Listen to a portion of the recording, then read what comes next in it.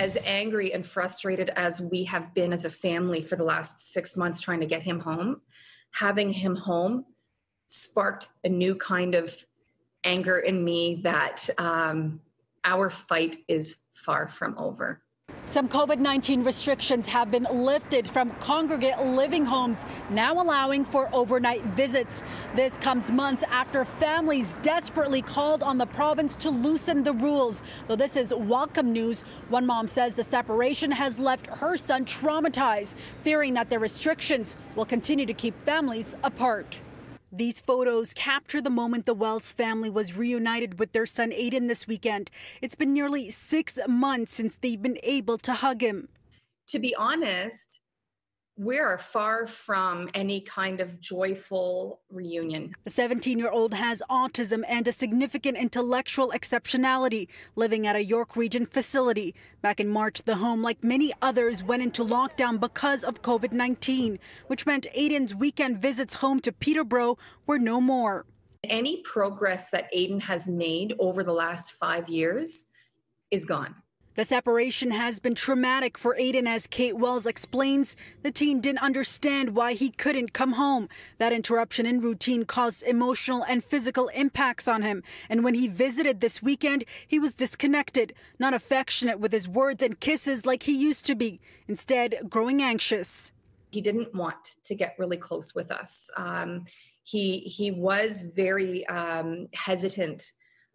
He spent most of his time in his room when he came home. He just needed space. He has been completely isolated since March 15th. On the 29th, the province announcing it was lifting some of these restrictions at congregate living settings. In its release saying, it is important to recognize that people living in these settings enjoy the same rights as all Ontarians. It is therefore important that MCCSS-funded agencies and service providers recognize and respect residents' rights, including their desire and willingness to participate in the life of their community while following current public health guidance.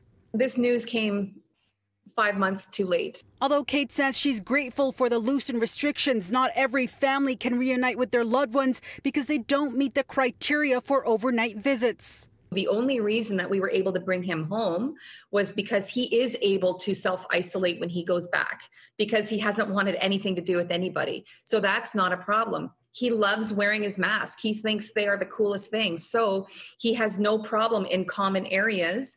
The province adds that as the outbreak evolves, rules around congregate living settings will be adjusted as needed for the safety of everyone.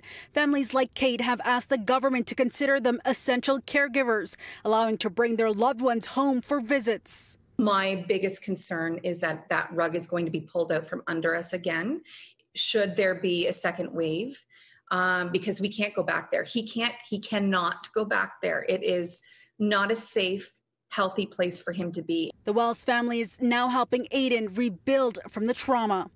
This is hard because I know it's going to take a really long time. And the Wells family tells me they're hoping to bring Aiden home every weekend for overnight visits, helping him to get his routine back before he is set to return to school.